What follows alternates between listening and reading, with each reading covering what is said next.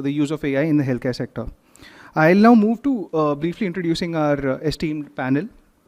So we have Dr. Vinod Paul, a pediatrician and former head of the Department of Pediatrics at AIIMS, New Delhi, and is a renowned medical scientist and a public health expert. As a core member of Niti Aayog, he leads the health, nutrition, and HRD verticals. He has played a pivotal role in formulating the Ayushman Bharat PMJY mission, the Ayushman Bharat Health and Wellness Center scheme, and Poshan Abhiyan. Professor Paul also served as the chairman of the Board of Governors in suppression of the Medical Council of India for 2 years, from 2018 to 2020. Dr. Paul is fellow of the 3 science academies of the country and a recipient of the Dr. B.R. Ambedkar Centenary Award. He was conferred with the prestigious Ethan Domagachi Family Health Foundation Prize by the WHO at the 2018 World Health Assembly. I would now like to introduce Dr. Ricardo Baptista Leite. He's a Portuguese-Canadian medical doctor and has a broad background in global health, health systems, health science-based policy making. He served 4 terms as a member of parliament in Portugal, focusing on health and foreign affairs, and has held roles as a city councillor in Sintra and deputy mayor of Cascais. Dr. Baptista Leite founded the Unite Parliamentarians Network for Global Health, involving policymakers from over 95 countries. With over 15 years in academia, he chairs the Center for Global Health at Nova University and held positions at Cattolica University and a multinational health software company. I'll now proceed to Dr. Geeta Manjunath. Dr. Manjunath is the founder and CEO of Niramai Health Analytics and has led the company to develop a breakthrough AI solution for detecting early stage breast cancer in a non-invasive radiation-free manner. Holding a PhD from IISc Bangalore and management education from Kellogg Chicago, she brings over 25 years of IT innovation experience. Dr. Manjunath has led AI projects at Xerox Research and Hewlett-Packard India and was Xerox India's lab director for data analytics research. Her work has earned her numerous accolades, including the CSI Gold Medal, BIRAC Winner Award 2018, inclusion in Forbes Top 20 Self-Made Women 2020, and the Women Entrepreneur of the Year 2020 by Biospectrum India. An inventor with 20 patents, Dr. Manjunath has made significant contributions to the health, technology, and entrepreneurship sector. I'll now introduce Mr. Sameer Kanwar, who is a Director for Digital Health India and South Asia, PATH. With over 3 decades in the digital information and communication technology sector, Mr. Sameer Kanwar is an expert in strategic planning and the adoption of cross-cutting technologies across diverse programs. He currently serves as a Director for Digital Health at PATH, focusing on the South Asia region, where he strategizes and implements integrated digital health systems for health system strengthening in these countries. His past roles include Director Digital Health and ICT at the University of Manitoba in India, Head of National Nutrition Resource Center at Tata Trusts, and supporting the ministry in the implementation of Government India's flagship National Nutrition Mission. Sameer has also steered his own startup in digital space and has had an illustrious career of more than 20 years working with the government in various capacities. I'll now move to introducing Mr. Girish Raghavan. Girish is the Vice President Engineering at GE Healthcare, and he has an experience of over 24 years specializing in product development, technology, engineering, and leading global development centers. During the course of 2 decades at GE, he has held numerous engineering and technology leadership positions in the fields of software, hardware, systems, services, and digital engineering. Currently, he's leading the Healthcare Technology Center India at GE Healthcare South Asia and the Global Engineering for Edison Platform, a strategic project for GE Healthcare. I'll now proceed to introduce Mr. Kiran Anandam Pillai.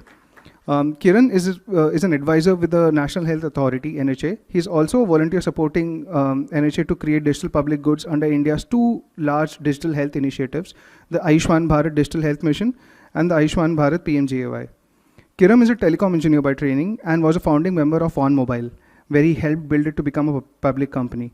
He has also volunteered with UIDAI for the Aadhaar program and with the iSpot Foundation on the health stack.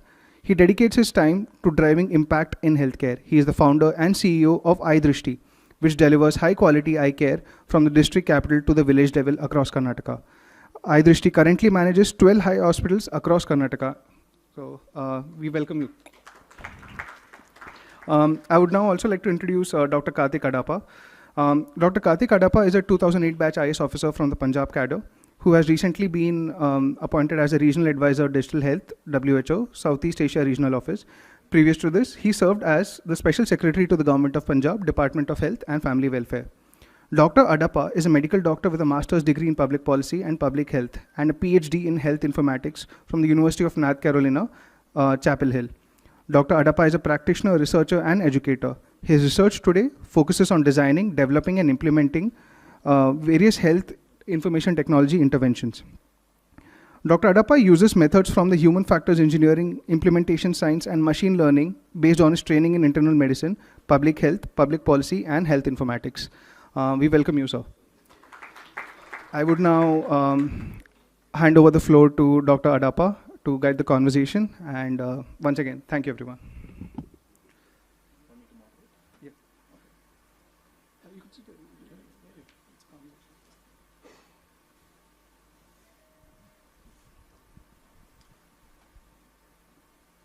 Good morning, everyone. Is my voice audible? Okay. Awesome. Thank you. It's a very exciting panel that we have. Good morning, ladies and gentlemen. Can you all hear me now? Okay. We have a very exciting panel here. We have some regulators. We have some good startups. We also have the non-profits. We also have the for-profits. We also have a colleague from Health AI. So it's a very interesting forum. So what I will do is I will step back and take an initial shot at asking a very general introductory comments, and then we'll deep dive into each of the issues. So if it's okay with each of the panelists, it would be interesting if you could talk about your initiatives on the safety of AI in healthcare and general comments on how do you see movement towards using AI for both safety and quality of care in general in healthcare, and how do you think recent innovations like the Gen AI, how do you think they would be influencing the delivery of care in healthcare, and how do we also ensure patient safety in the process? So if there are some general introductory remarks and any other initiative that you think you've been doing, you would want the audience to know, that would be very interesting. Maybe we can go from left to right. Thank you, Dr. Karthik, sir. Good morning, everyone. It's a real pleasure to be among people of common vision and interest of healthcare and AI coming together and making it real. And it's a great pleasure and privilege to be among esteemed panelists, co-panelists as well. I'm Geeta, as you're aware.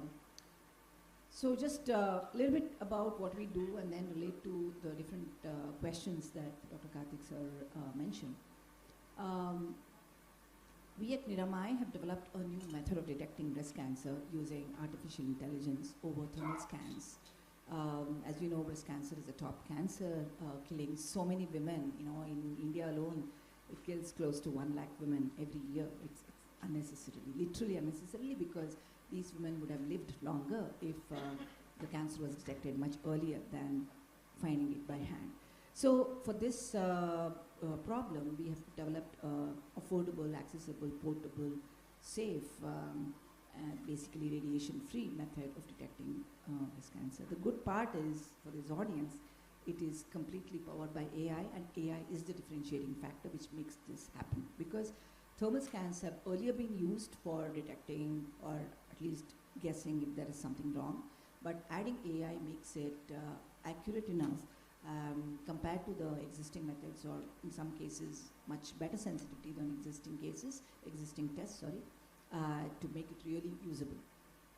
Now, addressing, I think there were many questions in your initial query. I'll try to sort of say a few things about this. First one is the safety, right? So there's safety are in, you can think about safety in two ways. One is physical safety, and then because you're using AI, which is obviously using computers to make a decision and possibly human intervention, the safety with respect to the outcome that the algorithm itself gives is also very, very critical. So from the first part, safety and efficacy aspect of it, particularly our own test is completely radiation-free, no touch, no see, and so there is no physical harm that is done.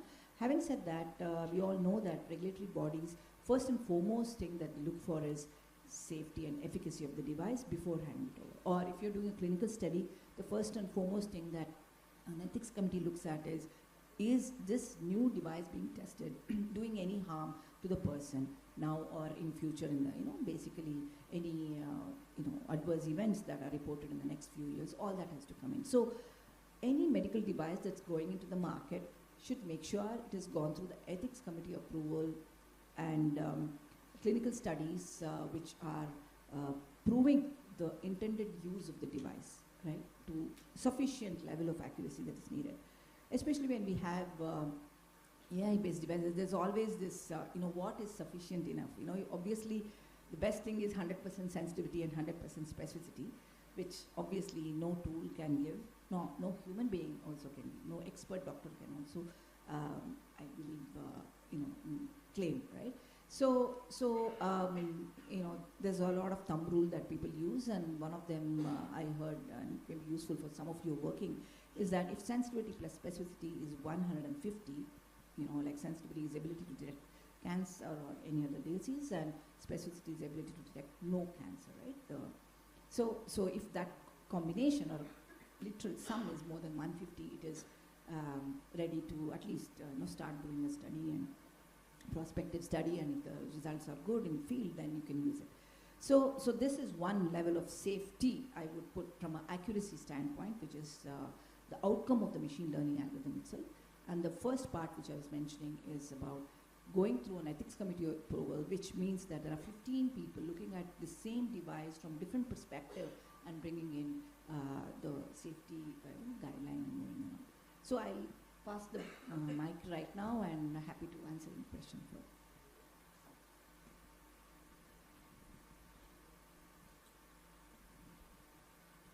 Thank you for the opportunity to be here. Yeah. So just to look at from a G Healthcare standpoint, what we are doing today, I would say we're trying to put patient at the center of the ecosystem. We're trying to get patients, we're trying to become more patient-centric. We're focusing a lot on preventive health and predictive health and so on and so forth. But where we are doing a lot of work with AI coming into picture is about how do we provide a longitudinal patient cohort or patient jacket, wherein if you're a clinician looking at patient data, you're going to get a cohesive set of information across the entire continuum of the patient, through which you can make very informed decisions. So that is, a patient centricity becomes a very core element of what we're doing today, and AI obviously plays a very important role there. If you take an example today, if you go to a large hospital, you'll find there are very different data stores there. You have a data store for genomics, you have a pathology system, you have a imaging lab, and so on and so forth. But today there's no means through which you can correlate all the information together and put them as a very useful insight for the clinicians, right? So that's exactly what we're trying to do today. We're trying to build layers of software using AI and NLP, which will be able to extract information from very disparate sources and trying to provide information in a very useful manner for clinicians. So patient centricity becomes one of the core elements in which we are working towards. And all these are more targeted towards precision medicine, right? The second thing what we're trying to do is about how do we make systems smarter and intelligent, right? See, the fundamental philosophy what we had traditionally has been that the systems are dumb and the operator has to be super intelligent to operate a system. I don't know if anybody here has operated a cath lab or a CT scanner or so on. So it's pretty complex, right?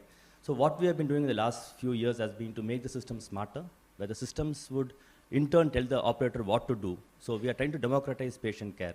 If you go to a tier 2, tier 3 city, you'll find a lot of cases that you don't have very highly qualified or experts in the space. And we have seen a lot of cases where the systems are so smart, the system would tell the operator what has to be done. The systems are so smart, it can connect to a hospital information system, it can connect to a radiology system and so on, so EMRs and EHRs and so on and so forth, and provide feedbacks to the operator. And there are a lot of cases we have seen where you have systems, you're doing an MR scan, the patient has moved quite a bit. And before the patient leaves the table, the system would tell the operator, looks like the patient has moved quite a bit, you need to do a rescan. So the focus there has been always towards efficiency, productivity, patient experience, and how do we streamline the workflow. So these are the two big things I would say what we are focusing as a company today. And coming to Dr. Karthik's question about the focus on AI and what we're doing. So firstly, if you look at today, in Bangalore, right, we have the Jack Welch Technology Center where we have the largest set of scientists and technologists for GE Healthcare globally. And we are also the powerhouse of AI. We have the largest pool of data scientists and AI for GE Healthcare there. And you would have seen recently, in our RSNA, recently, if you look at the FDA approved applications, what we have, we are definitely number one in terms of the number of AI applications which have been approved by FDA for 2 consecutive years. So that itself shows, right? So coming to, I think Geeta answered a lot of questions around that. But one thing I want to also highlight is the topic about specificity and sensitivity, right? You'll never get to the 100% bar what you have in your mind. So one of the things what we do, and just to add on top of what Geeta mentioned, she was spot on, is that we also have the focus going towards responsible AI. So we have systems in place for ML ops, right, where you can look at concept drifts, you can look at data drift, right, and you have to constantly have a loopback mechanism through which your models will be able to keep on fine-tuning it as you get more and more data. Because the models what you build will never be 100%. It is an evolving, it's a journey. I've seen a lot of companies which talks about I build a model, it is perfect and it's done, which is not true, because as you get with more and more data, the models will definitely look at concepts and data drifts. And it is a very important imperative to get the models back on track so that the outcomes are still valid. Okay. Thanks, Girish. Good morning, everyone. So, I'm going to talk about 2 perspectives from my experience. One from my work in actually trying to use AI-based tools in eye care. So many of you might be aware that we have a raging number of people with diabetes and hypertension, and one of the things that's advised is that you should actually have a retinal checkup because diabetes can damage your vision. While it's easy to say, in a country like India, one of the core challenges is that you still today need an ophthalmologist more or less to actually dilate your eye and look at the back of the eye. It's not so easy for someone to look at the back of your eye and say, okay, how are you doing on your diabetes? So this has been an area, it's been very fascinating for me to watch how over the last 5 years, a whole variety of startups and tools have actually tried to tackle this problem. So there are 2 sides to this problem. So the first, and I think that's where I think I've been as fascinated as the AI technology side, is trying to ease the imaging of the back of the eye. So there are many startups out of India that have actually tried to make sure that an semi-trained or untrained operator, and very recently I saw a device which actually requires no training, where someone can actually perfectly image the back of eye with a quality of an image that's good enough for a diagnosis. So without something like that, actually we cannot take screening devices really into the field, into the mass market to be used by doctors. So I think one significant shift I saw in the last 4 to 5 years is the improvement of these devices. The second thing that of course has happened is now from these images, AI tools are able to give you a very, very good prediction on many things. Diabetic retinopathy, glaucoma, ARMD, and so on. And I don't know if any of you have been following, but Google Health has actually shown that the retina is one of the first places where you can start seeing other changes in the eye. So they're starting to do cardiovascular risk prediction based on image and so on. So, but for me as a user, so I think I'm quite fascinated. I do think that in the future, most probably our general physician might actually take an image of your eye to tell a lot of things as we go in and as these tools get better.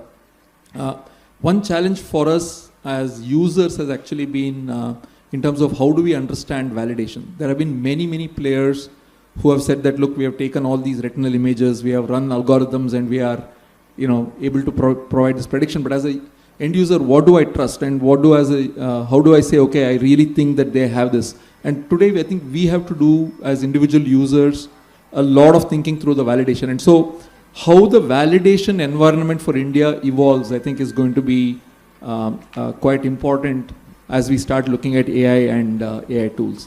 The second thing, of course, is that in the West, where there's a lot of medical information, people have already shown that taking this data and having it quickly summarized for clinicians is starting to become very useful. I think many of us have been using things like ChatGPT to take a big document and say, hey, summarize this quickly for me. I have a couple of friends who work in the AI space in the US who have been actually doing that on medical data. But if you look at it from the Indian context, one of the key problems that we have is that the fact that we really still are not able to pull our own health data together. So the second initiative that I've been part of, which is the Ayushman Bharat Digital Mission, is really trying to go there. But of course, we are not there yet. In many ways, I think it's a start. But the idea that you could bring your health information together and in the future, AI would start looking at it to help you take care of your health better is definitely a direction that I see. But of course, it's an area that in space that needs to evolve. Thanks. Good morning, everyone. So I think I'll start with a quote which was said in the late 1980s, probably at the advent of AI, by a gentleman known as Alan Pursley. He was a computer scientist, and he said that working with AI for 1 year is enough to know God. And then we've come a long way from there. Right, it has both sides. We talked about the regulations and the ethics pieces of it, right? And right in the morning, me and Ricardo, we were discussing that the technology is changing extremely fast. And how does the regulatory frameworks and the ethics which we are trying to set around AI is ever going to be functional and probably be used at some point in time, because things change very, very quickly. So like Ricardo was mentioning to me in the morning that, LLM were supposed to be the low risk, and suddenly ChatGPT came and we all popped up and said, oh no, it's high risk. So how do you actually grapple with this technology which is coming our way? Having said that, at PATH, we largely focus on public health and have been working in this space for quite a few years now. In India, more than 25 years, across the world, about 47 years. And the technology becomes a very integral part, but then the way we look at technology is, not in terms of because technology is available, therefore we need to apply it, right? We look at it from how does it help me bridge a gap? If I'm looking at primary healthcare, how does X technology help me bridge a gap? Is there a gap which I'm filling up, right, in public health or not? Otherwise, deploying technology piecemeal and siloed is what we've been doing, whether it is AI or any other technology, right? Does it actually lead to the desired results and the outcomes? No, it doesn't. So therefore, we look at the integration of technology with the existing system strengthening and service delivery of systems. In fact, one of the products which we are, it's almost like getting scaled up in one of the districts in Maharashtra is Niramai's cervical cancer, piece which Geeta was talking about. Largely from the public health perspective is one issue. The second, I think, also is from the perspective of our health service delivery is dependent upon the private sector across LMICs, right? And it's almost like a 60% dependency on the private sector. And how are we engaging the private sector to be a part of this journey when we are looking at technologies, right? So I think COVID helped us in that, because pre-COVID we were just running, on different tangents. So public health never used to talk to the private sector, and neither did the private sector had any interest in public health, right? Probably I think it took a COVID for us to shake up and probably try and get these two sectors together. And I think as far as India is concerned, from the technology perspective, we are extremely well placed. We are extremely well placed in terms of looking at integrating the public health and the private health space to look at health service delivery and not call it public health service delivery and the private sector health service delivery. And I think ABDM has been a great initiative in terms of bridging this gap which was there and providing the required backbone. I'll take a pause here and probably dwell more on what we do as we move in the panel. Thank you.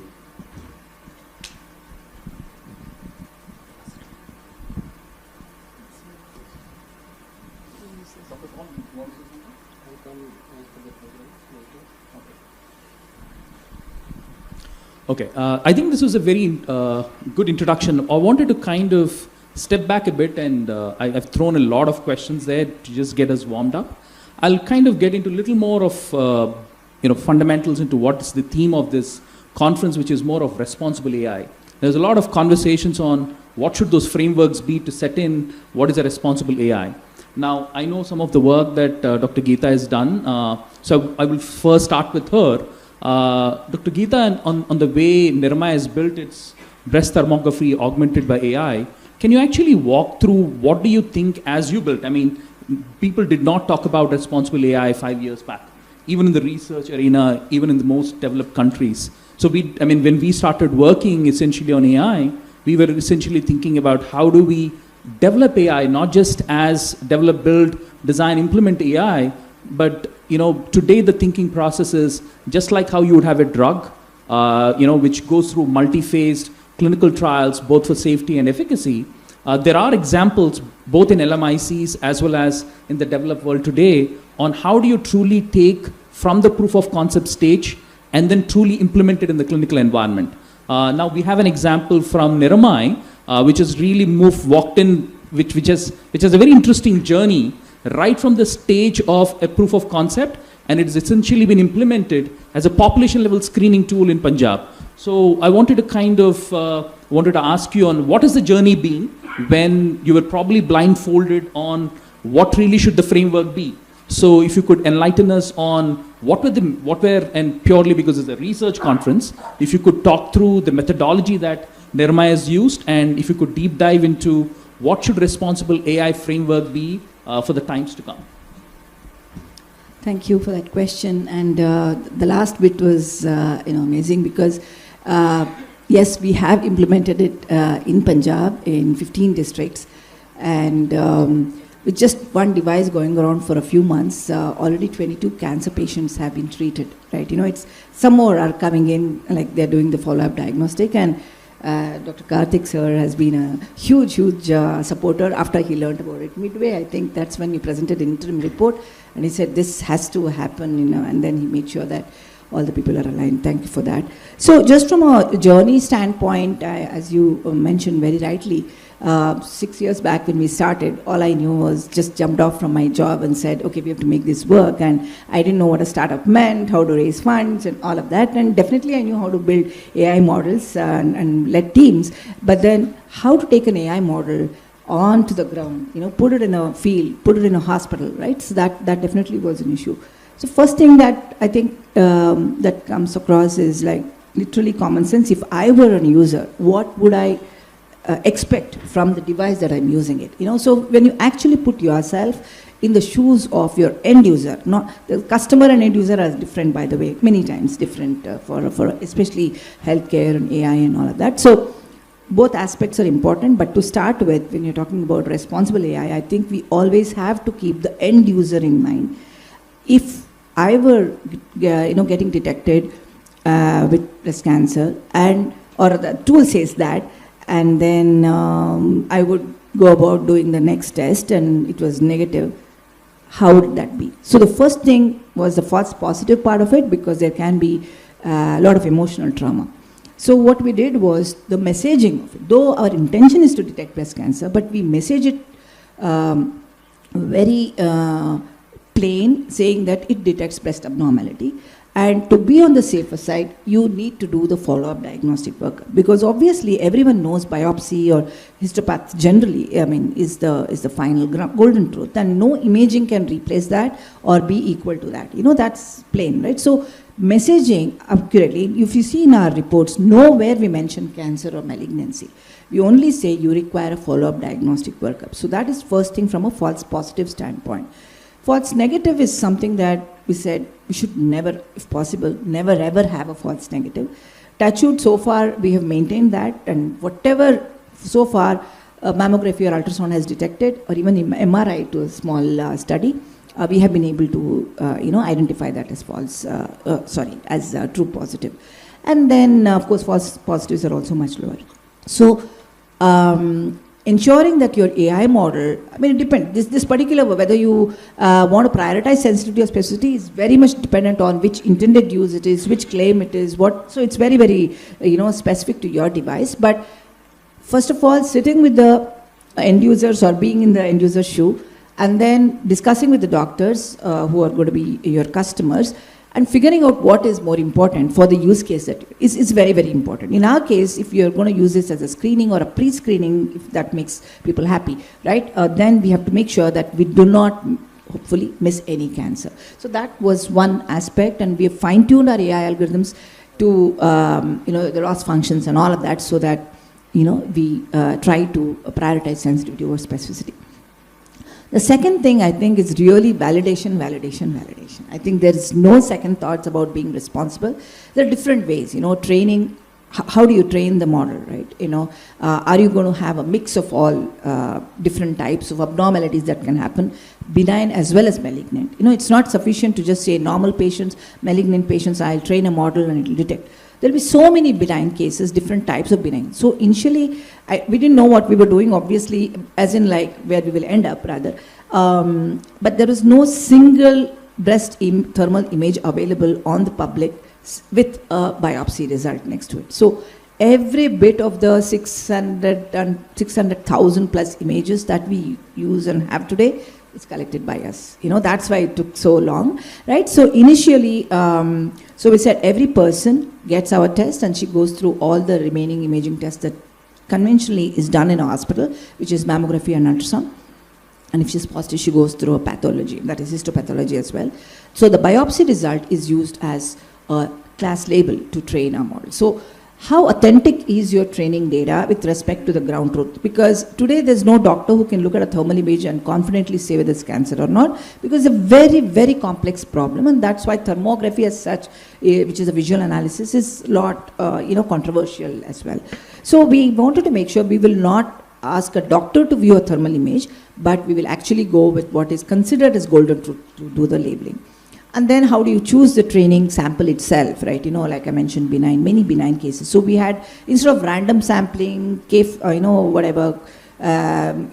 times running the testing, training and all of that, what we did was we actually picked the samples for training, handpicked the samples from different types of diseases, or rather benign diseases, and then train the model. It's okay, it's not, of course, there's always a research paper and we have one saying, how does the model itself work? But here it's not about how my model is great. It's really about how the end product is great, right? So for that, we need to do what it takes, But of course, for the testing, it has to be completely blinded. You start with a retrospective test, that is, you already have the data, you try to get the answer. Then, unless you test in the field, because there's a person coming in, and if you know the answer, we all have done AI programs, right? We can always fine-tune our algorithms to work well if you have a pre-labeled, fully labeled data, visible and all of that. It's about, the doctor doesn't know when they're treating. The ML model also should not know when they are testing what the label itself is and predict and then do a prospect. I think prospective studies in the field is definitely important. And just in the interest of time, the other last bit is prospective study in the field in a hospital is only possible because you have the other tests and all available. What happens if you give the test in the hands of the real health workers, That's different. So we started seeing that people were calling left breast as right breast because there's a mirror image that comes in, and they were missing some views, and they were like in a hurry because there were 10 patients waiting. They were not waiting for person to stabilize before imaging. So we came up with novel algorithms to check the quality of the data that is coming in, right? Garbage in, garbage out. So we have to make sure that the data that's coming in. So all these, I think, was more in terms of we have to make sure we are responsible enough when the output is given, we are okay to trust the solution ourselves, right? So that's, I think, was a broad thing. And the framework perspective, I think, if we can actually lay out I think FDA has done a great job already trying to put together the framework of what are the different types of clinical testing that needs to be done on a model, this aspect. And another thing that my co-panelists talked about is training on the go. So there is this concept of locked models versus, online learning. Even today, no regulatory body has allowed online learning healthcare model to go on the field. There's a lot of debate happening. How do we, just because you learn again, can we go back to the regulator all the time, that is FDA all the time to sort of, every time you learn. So that is still there, but there are certain frameworks to be, has been proposed to try and see, okay, can we have more like a regression testing? You have a data set. As long as the data set, the accuracy is met when you do a relearning on this particular data set, then we can go forward. But that is still, as far as I'm aware, it's still not fully implemented in US FDA. But hopefully we will be responsible again, even when you're doing online learning, and that's what we do. Whenever there is a new model that is built, it will still go through the rigorous product testing that a software testing team would do. With a regression test, as long as the sensitivity and specificity has not gone down from your previous model, only then we'll release, otherwise we do not. So to some extent it will address the drift aspect that earlier it was mentioned. Anyway, so with that I'll try to sort of, sir, would you like to?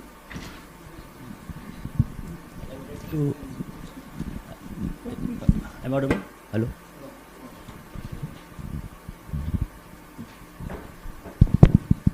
It's better now?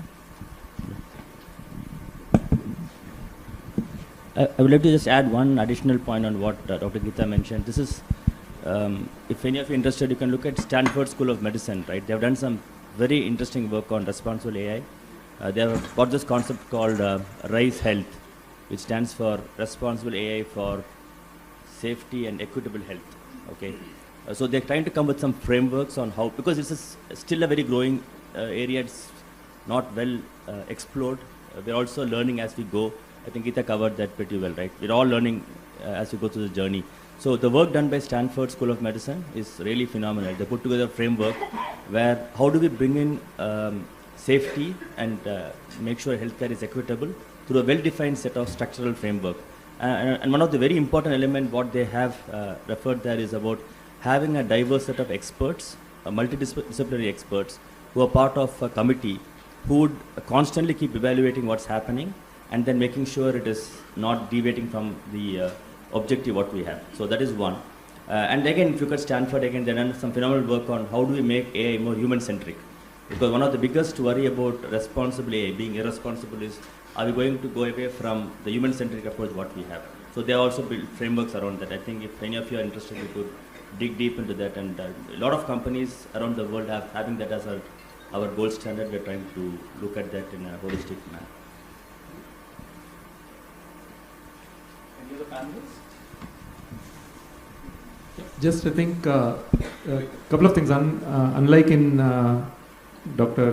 Geeta's case, where I think there was absolutely no data and they had to build the whole data set, iCare had the advantage that essentially doctors had been looking at the retina for a long time, and so really what you needed was somebody to label and say from retinal images what is the case. But I think an interesting aspect that I felt, which I'm sure Nirmay would also have to look at, was when we actually had to take products like this to the field, especially to rural markets, where connectivity was an issue. The question became whether you could actually run these models offline and in smaller devices. So I think one of the very interesting trends have also been about being able to run AI models on devices, including on mobile phones. So much of the technology that we now use for screening for retinal images to get an initial screening output actually just runs on the mobile device. And I think that's another fascinating evolution of how people have been pushing the use of or delivery of these AI models. Thanks. Okay. I've been briefed that the theme for this specific one is universal health coverage and AI. So I wanted to kind of throw it up a little more open and say, do folks on the panels have any examples of how AI is being used in universal health coverage? And especially, we'll have to get into this buzzword of Gen AI, and there's a lot of conversations on how Gen AI can essentially be used to transform a lot of applications in healthcare. I have some skepticism on Gen AI, so if there are initial enthusiasts on how Gen AI could typically be used for universal health coverage, if they have examples that they've used at their work, if you want to share, that would be very interesting. I'm not too sure whether we have examples of Gen AI being used for USC, but I think I just wanted to drive, using that point, just wanted to drive something extremely important when we look at public health is, are we actually wanting to solve real health problems through technology or not?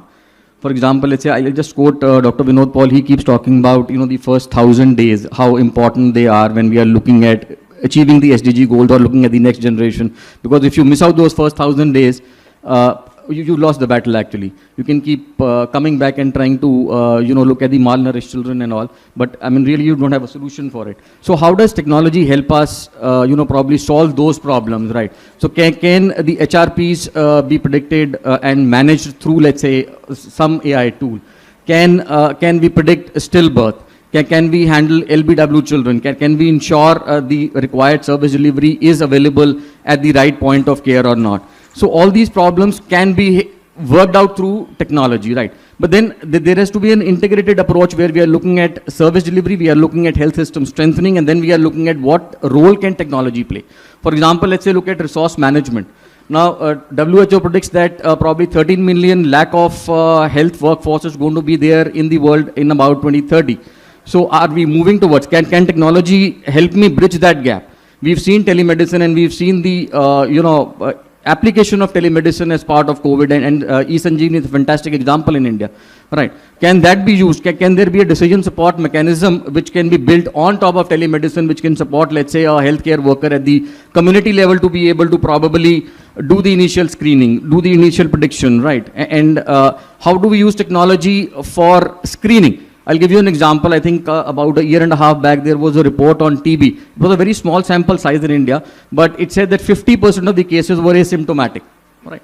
Now, if 50% of the cases are asymptomatic and we are looking at population level screening, can we just run all X-rays which are taken in the country, let's say in the public health sector, through, let's say, an AI tool which tells us, oh, these are the suspected cases for TB, and then probably you can go in for the gold test. So I think the application of technology is important. Integrating technology into the health system strengthening is extremely important. And third is, where do you apply a particular technology when you look at public health care? Because can this be applied at the community level? Can this be applied at the primary health care level? Or is it at a, at a higher end that we need to look at probably at a district hospital or probably a specialized hospital? So I think that's where the communities need to come together to, be able to guide the technologists, right? To look at the application of technology rather than, technologists just developing products and, sending it out to the market. They don't even know the market. They don't even know the potential market, right? So where is the market? Who defines the market? And then who's able to guide them into getting products which are actually solving real-time problems? I think that's where the focus should be. Thank you.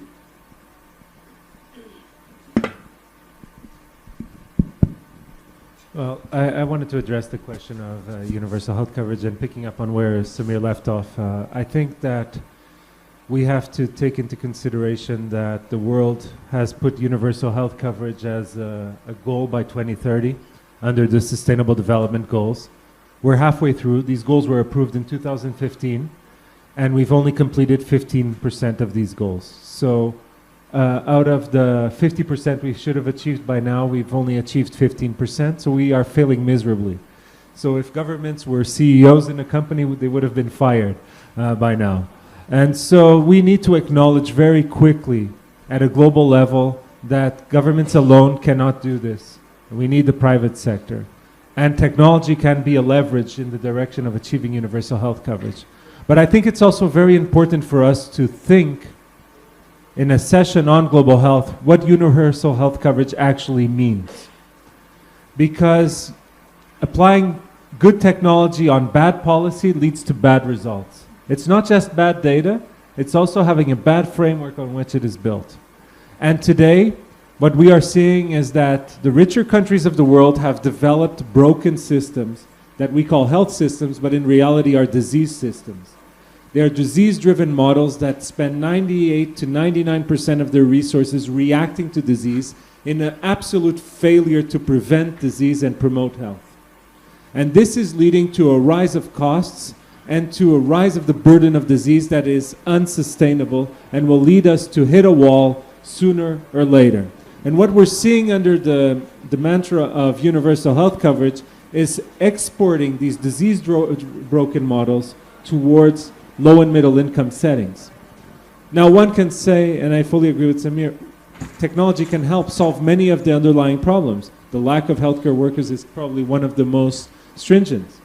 But to do this, you need to make sure you have the regulatory landscape ready for that, particularly in low and middle income countries. My presentation will be focusing on our work at Health AI and how do we aim to address that. But it also means that we have to have the capacity in these countries, in low and middle income countries, to actually use the technology, which means that it is unacceptable that the most expensive gigabyte of data in the world is in Africa. It's, when you look at the data, the further away people are from living from a hospital, the lower the probability they have access to the internet or to a smartphone. And so many times we are saying that technology is going to solve the problem for the most marginalized and the most vulnerable. But what is happening today is a widening of the digital divide. And we're seeing attempts of digital colonization happening. And we're seeing extraction of data happening in low and middle income countries with no oversight of the people and of the governments. We need to fix these underlying issues urgently so that those that could potentially benefit from these technologies actually have an opportunity to do so. Because if we do not do this, The richer will just get richer, and the poor will just get poorer, and the people who live in low-income settings will inevitably just get sicker and sicker. And this is something that I think we need to address. I've been to Sub-Saharan Africa a lot these last few months, and being in countries where I see more children die than elderly is a symptom that something is wrong. And so there are potentials there. We've seen the technology, and Gen AI can potentially play a role in a controlled regulatory environment. But all of that only makes sense if we fix the underlying problems that I think that we all have a tremendous responsibility. And that's why I'm so happy to be here in India. Because India, especially with the presidency of the G20, has taken the role of leadership for also those in the low and middle income countries of the world, seeing in India a voice that I believe can actually help with this transformation to make sure that we leverage the technology to serve the people. And just to end on this note, there's a very interesting book called Power and Progress that I recommend you read, which looks at the evolution of technologies over the last 1,000 years. And in every era, a new technology comes up, and the technologists that come presented say, this is going to solve the problems of the world. And when the historians look backwards, what they came to the conclusion was very rarely did those technologies actually lead to better health outcomes and better societal outcomes for everyone. Almost everywhere, it benefited the few at the detriment of the rest. The few times in which history has shown where we were able to use technologies to leverage society as a whole, including those in most marginalized situations, was in the cases where the technology was designed from the start to be fair and inclusive and transparent and accountable, what we now call responsible AI. And so I think we should learn from the lessons of the past. Now that we are what some people are calling at year zero of AI in health, to develop a landscape and a framework for the application of artificial intelligence for health that actually is inclusive and doesn't leave anyone behind. Awesome. Thank you. Thank you. That was a great, an extremely passionate plea on digital divide, digital illiteracy, and how technology would expand the gaps. So I think in interest of time, I would want each of the panelists to kind of summarize in just a minute or so before we move on to the keynote speaker. So any last concluding remarks any of the panel speakers would want to speak? We could probably start from there.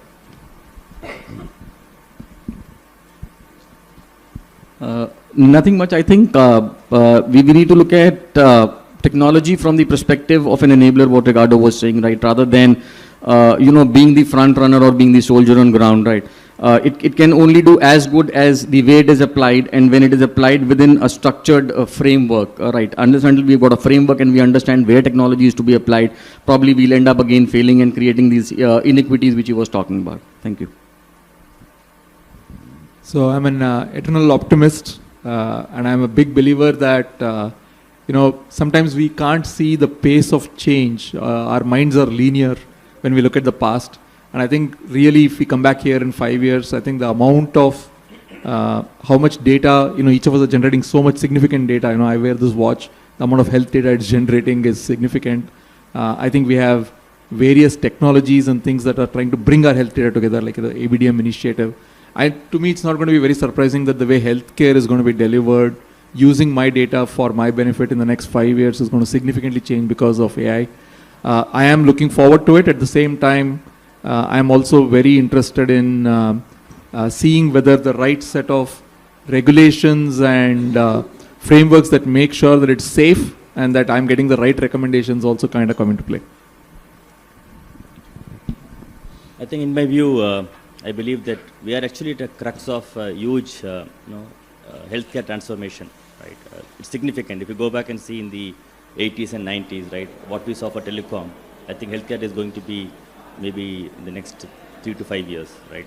I'm sure some of you know, if you look at your banking experience, when I was a boy, I used to just take almost a day to go to a bank and come out, right? You start after breakfast and you come back after tea, right? To get going to a bank. The bank manager was and the postmaster were the most important people in our lives. So today, right, how things have transformed thanks to technology. So we are exactly the same juncture. I think 3, 4, 5 years from now, healthcare would be in a very different place. We have to make sure it is equitable, safe. We should make sure it is also reachable, accessible to the masses, right? I think that's what the key aspect is, and AI is definitely going to make a huge impact. I can tell you guys there's a lot of work happening on generative AI, lot of work. People don't talk about it, obviously, for obvious reasons. We are doing a lot of work. If you do 10 projects and even if one clicks, I think it's going to be massive. Okay, so stay tuned.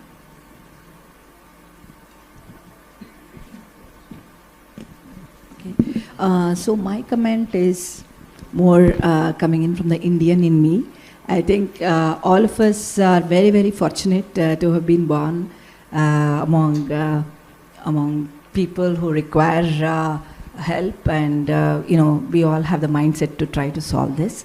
So necessity is the mother of invention. We are at a place where India can play a very, very big role. We have, I think, one of the top 3 in AI and so on. And we are also in a place where, we have very, very few doctors. I'm not saying we are proud of being in that situation, but really we at least have an opportunity to invent for our own fellow being, and it's time for reverse innovation, right? What we invent can go to the rest of the world. And so let's all brace up and then try and solve a problem which is very close to our heart, where we feel this needs to be solved. And I think time to pick up the arms and fight. Thank you. Okay, I'll quickly conclude. I think this has been a very interesting panel discussion. Let me also tell the audience that none of them knew the questions because the questions were prepared by the moderator on the go. So they've actually done extremely well. Thank you so much for the insights. They were not prepped. All the questions that they were given, they were not given those questions. What questions were given were not answered by them. So they've answered very fresh questions. So thank you all for your insights. We had very interesting perspectives, and I think I wanted to thank also the organizers for bringing together a very interesting panel. And thank you all so much for the audience for your patient hearing. I think we don't have time for Q&A. We'll move on to the keynote speakers, and after that, hopefully you'll have time to ask a lot of questions to these very interesting panel speakers here. Thank you all. I would like to thank the esteemed panelists for this insightful discussion. What we have gathered here is rightly that there is a lot of cause for optimism, but at the same time, there is cause for concern. We should be excited about the technologies that are being developed for strengthening systems, for strengthening healthcare systems. But at the same time, we need to prioritize how and where we apply these systems and the people who are running these systems. And of course, the very basis of healthcare provisioning is based on empathy. We must not forget that, however AI is developed in the future. So on that note, I will invite Dr. Ricardo Baptista Leite to deliver the keynote address and just elaborate on the topic. Thank you so much.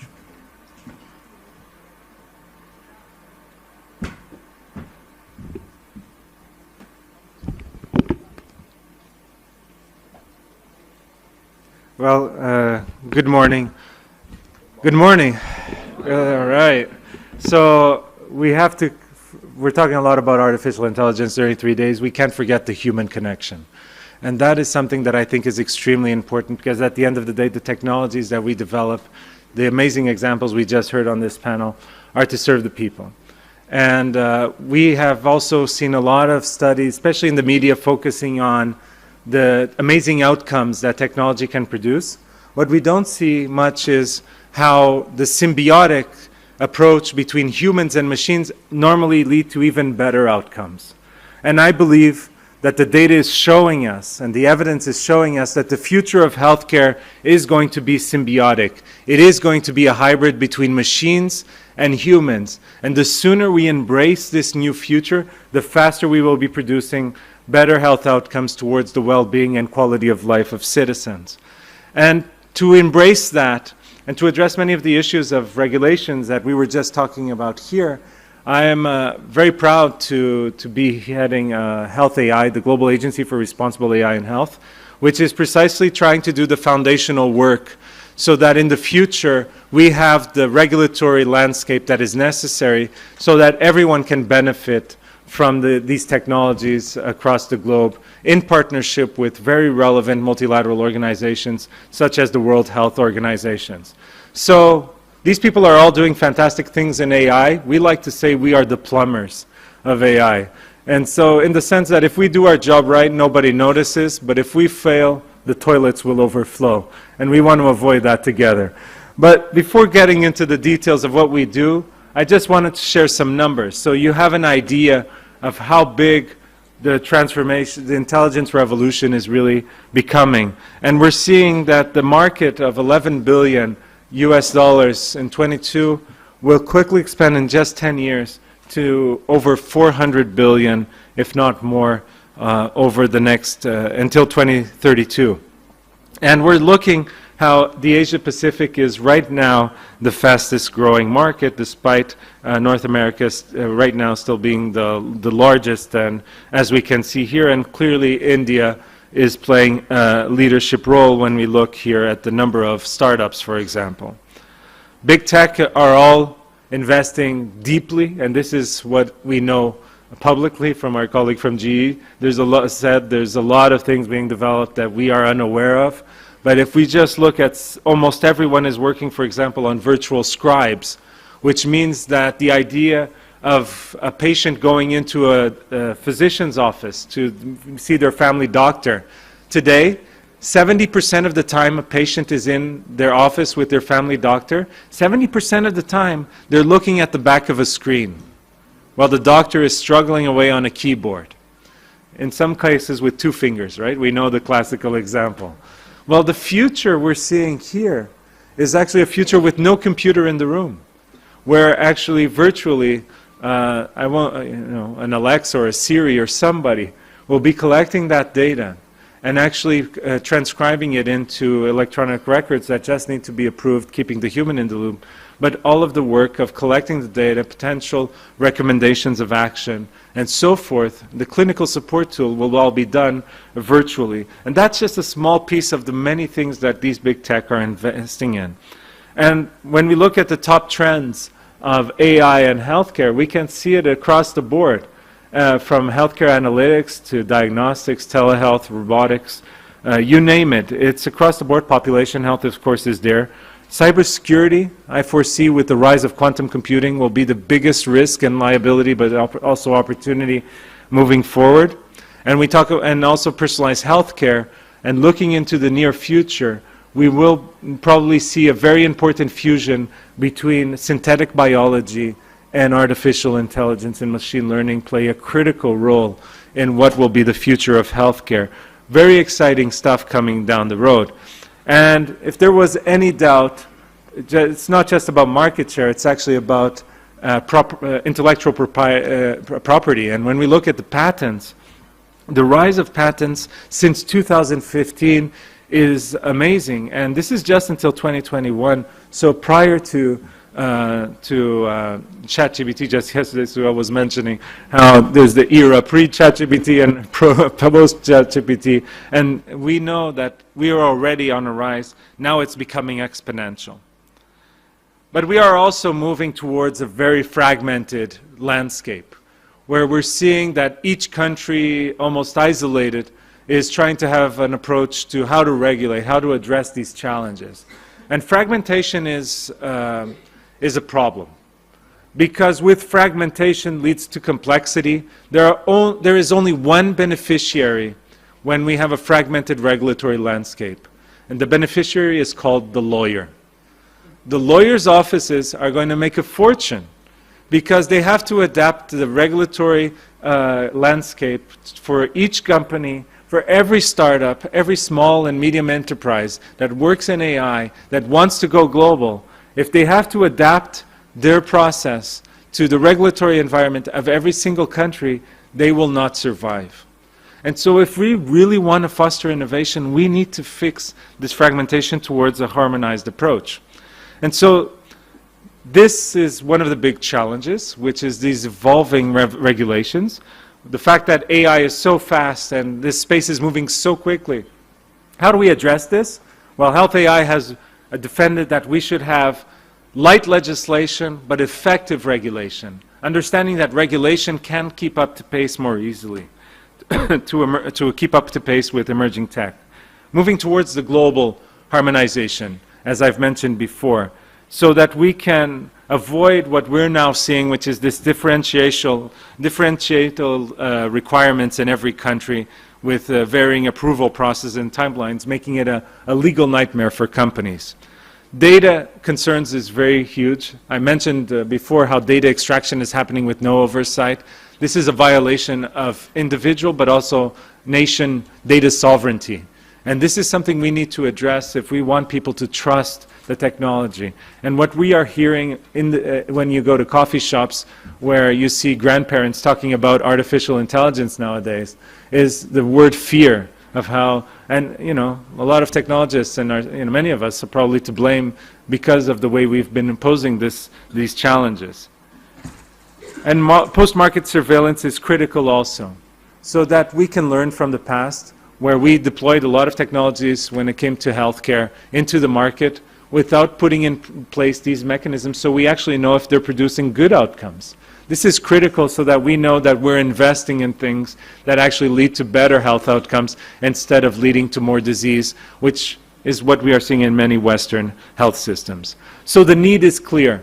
And when 6 months ago I took on this role, I stepped down from my seat in Parliament to take on the role as CEO at Health AI in Geneva. The thought process was to listen to governments, to listen to legislators, to listen to civil society, to technologists, and to understand what is the need, what do we need to address. And the word fear came up consistently because of the lack of understanding of technology, the lack of how to address AI, and also the potential impact that it could have across societies.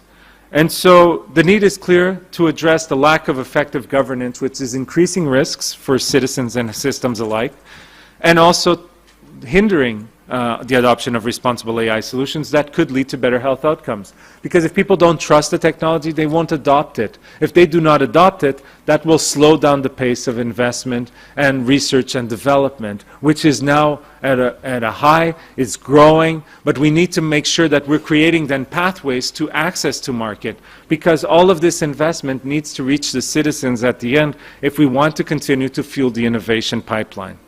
So what we did was we took a step back and we looked into the history of medicine, and we understood that there are some examples that we should look at, and one of them is thalidomide, an anti-vomiting drug, an antiemetic drug that was given to women in the 1950s.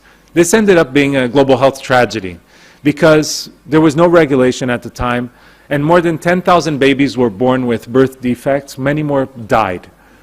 And this woke up the world to understand we need to regulate medicines before putting them into the market.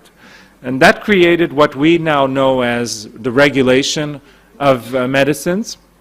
Most countries around the world already have some form of regulation, which includes clinical trials, assessment, which includes authorization to access to markets, which includes health technology assessment towards defining pricing and reimbursement. So we have picked up this logic of authorization to access to market and pricing and reimbursement, which incentivizes the private sector at the same time as it ensures the safety and security and effectiveness of the tools that reach the citizens, so that we could apply the same logic to artificial intelligence.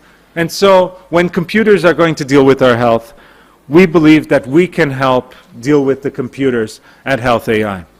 And so we, as a neutral nonprofit foundation, position ourselves as an implementing partner for WHO, who is one of our initial partners as a foundation, and many others, focused on expanding the national and regional capacity to regulate artificial intelligence, to leverage the responsible AI standards at a global level.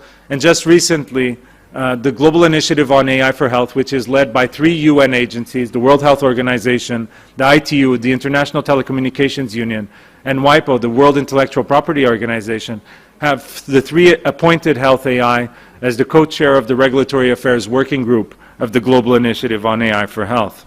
So how do we aim to do this? This ambitious goal of creating this global framework to address responsible AI in health? Well, it all starts at core output number 1, which is to build the national regulatory mechanisms to validate AI tools. What this means is in each country we partner with, we help build the capacity within the regulatory agency of the country to have a team specialized in AI that is capable of implementing the standards that are defined internationally. WHO has announced the aim to have these international standards approved by the end of 2024. That would be an extraordinary achievement, but we need then countries to make sure that they have the implementing power so that the standards don't end up as a book on a shelf. And so we build the capacity at the country level, and then we shift from capacity building to being certification agency. And so basically certifying the team so that everyone in the world knows that that team is complying with international standards.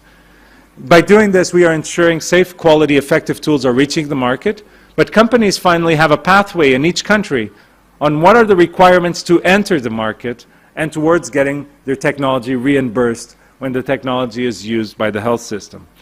By connecting these different teams around the world, these regulatory mechanisms, this will allow us to build a regulatory network at a global scale. Having a network will allow many things. I'll just share one to highlight the importance of this work, which is having our capacity to have an early warning system. As I mentioned before, fear is an important factor that is mentioned many times by citizens. Well, governments today, if something goes wrong with an AI-driven or AI-generated technology anywhere in the world, we have no mechanism to know. We either find out on CNN or some other news outlet, or we find out in a peer-reviewed journal that it was published 2 years after the problem actually happened. What we want to do is having mechanisms in place that actually have post-market surveillance happening in real time. If something goes wrong, if there's an unintended effect, we can have an early warning system that raises a red flag to, to everyone, to every agency around the world. So if there's a problem with an AI tool in Kuala Lumpur or Rio de Janeiro, or in my hometown of Lisbon, well then everyone, including here in India, will know so that you can assess and act upon it. Moreover, having a harmonized regulatory approach will allow us to address the volume issue. This year, the US FDA was saying that they were struggling to approve 300 tools because they have limited capacity. If we think about the future, where we're going to have to validate thousands of tools, no country will be able to do that alone. And so the idea of having a single country approach to validation of AI tools is absolutely impossible. Having a harmonized regulatory landscape will allow accelerated cross-country validation processes. And by doing this, as each country approves these technologies, they will be fed into one global public repository. So one big database where, as a technology, so thinking of India, if you approve a technology in your regulatory body, automatically that technology showcases to the world. For local companies, it's a marketplace for global markets. For governments or health systems that want to invest, having a global repository allows us to have a more systematic and scientific approach to tendering these technologies. Instead of just buying technologies to whoever knocks at our door, we can actually see the different technologies that address the needs that we need to address and choose the one that fits best for purpose. And this will help us provide advisory support to multilateral organizations, to startups, to anyone really who wants to apply responsible AI. So to end, just to say that we will be increasing through our approach access to safe, high quality, effective and equitable AI solutions. And equitable is extremely important as we build this capacity in low and middle income countries. Building trust, which leads to investment, research and innovation. And another important point, having been a policymaker for governments, is that all of this leads to a new source of revenue for governments. So a new source of money coming into the coffers of the state without going through taxation of citizens, because companies pay for the validation process to get access to the markets. So it's a sustainable solution moving forward, and we're looking for potential collaboration for the different components that will allow us to move forward towards creating such a regulatory network. Thank you very much for your attention.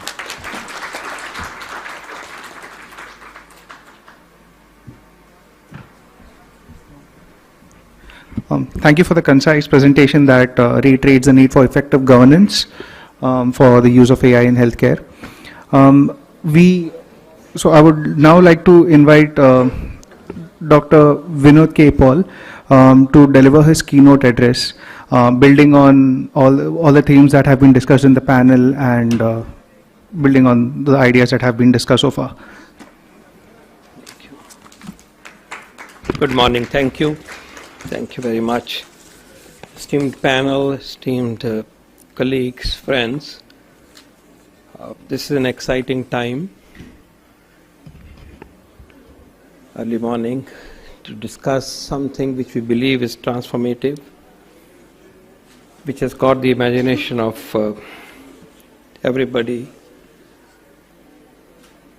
citizens in general, leadership, politicians, researchers, and of course healthcare professionals. Clearly, artificial intelligence is poised to change healthcare in a very significant way, perhaps in a disruptive way, or most likely in a disruptive way. AI is going to be all pervasive. We had a peek into what it might lead us to from the eminent panelists and from the keynote speech of Ricardo.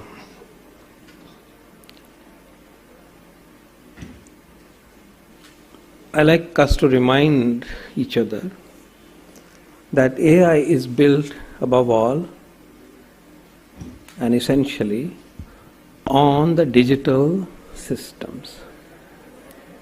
Data, digitalized capabilities, the digital capabilities, digital public health goods.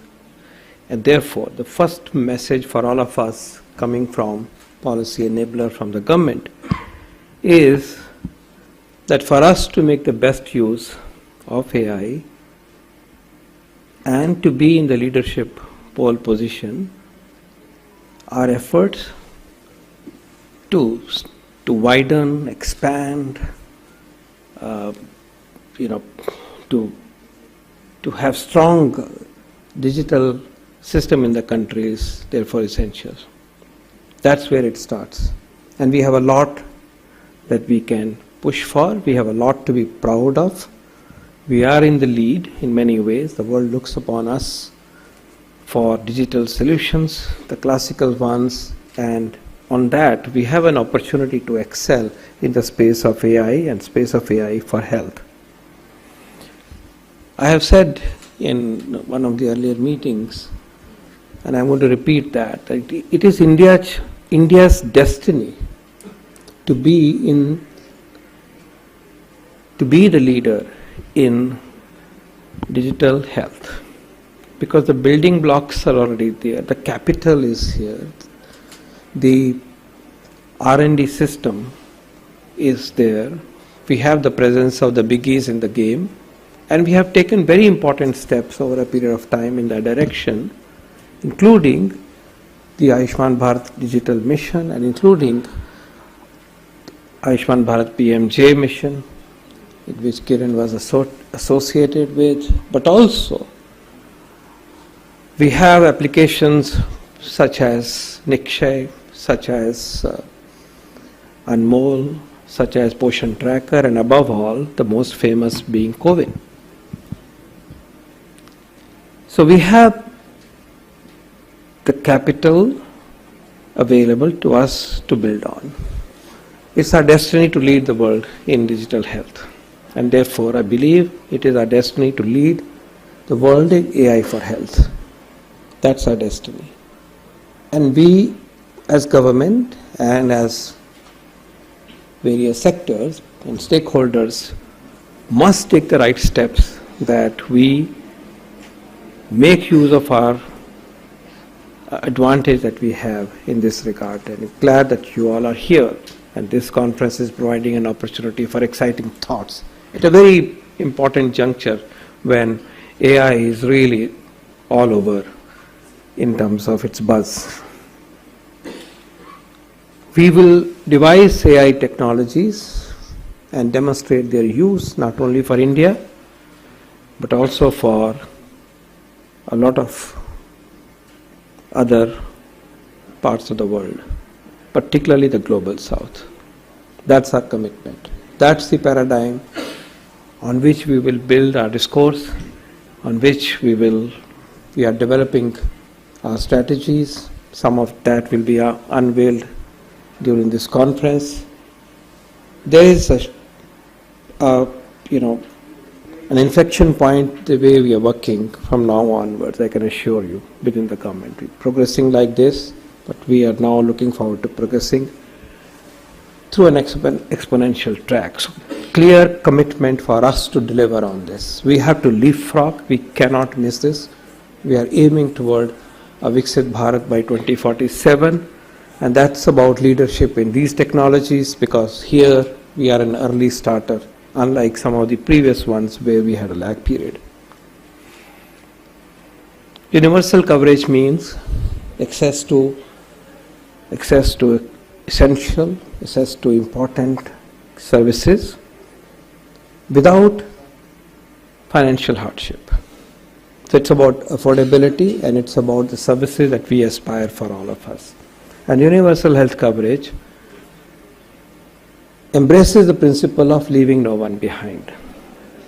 And that's the principle also embraced in the SDGs. So clearly, if we improve access of health through any means, through direct health care, through medicines, through diagnostics, through better systems in a hospital or transportation of patients and so on, we are pushing the goal, we are pushing ourselves toward the goal of universal health coverage. And clearly, digital health layered by AI has a tremendous scope in accelerating our effort in that direction and deepening its reach, because it's about coverage with quality, it's about coverage with efficiency in fast timelines, and also it's about ensuring the coverage which does not ignore the marginalized, the equity dimension. So all the 4 dimensions can be and should be harnessed through AI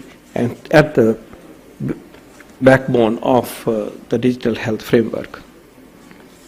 I'd like to mention that though the discussion featured a lot around decision trees, clinical decision making, and Geeta's work on diagnostic, and I want to return to that in a minute. But I think there are other dimensions of health and AI which must be spoken. First, surveillance. Surveillance for diseases, illnesses, pathogens is very critical. Surveillance for how the health systems are functioning is very important. But let's say put on the surveillance in terms of disease prediction. The pandemic has taught us that our capabilities for surveillance have to be very, very strong and world class. And AI can clearly play a very, very important role, extremely important role. I wish we had AI helping us in early stages of COVID. Maybe some of our decisions could have been quickened. Why not? Just looking back in the rear view mirror. So such tools need to be there, using the One Health paradigm in particular, under the One Health mission of India. Clearly, it will be our duty and imperative on our part that the AI tools are embedded there, and please help us in that regard, because that's a ship which is still to be built, and please educate us as we unfold that, how from the very beginning strong AI presence is made there. One part of surveillance is then an early targeted reach where the problem is, and how do we do it, and I'm sure AI can buy us time. Health system strengthening has been referred to at a very simplistic level.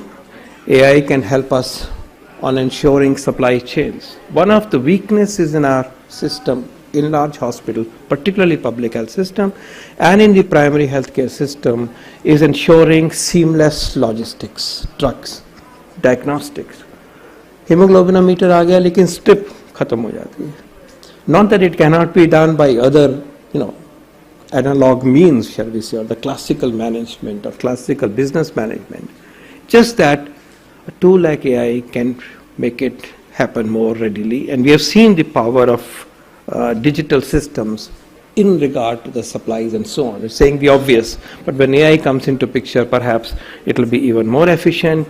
The QA systems working together and also helping the primary healthcare workers in decision making which I'll come back again, but here there is a distinct role because our primary healthcare teams have a certain finite understanding about the issues that they are addressing, and the complexities have to be identified and a timely referral up the system has to be made. So AI has a role to play using, a systematic approach.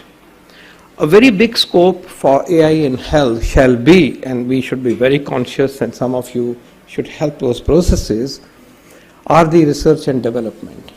We talk about drug discovery, we talk about medtech related, but I want to remind you that there is a lot of learning and research happens in the space of clinical research, patient learning with experience, describing diseases, describing the prognosis. That's a clear scope where research would be useful, and also the upstream basic science and translational research in the laboratories also has a scope, and that must be spoken because AI making a change there will help the entire pipeline of care, pipeline of solutions.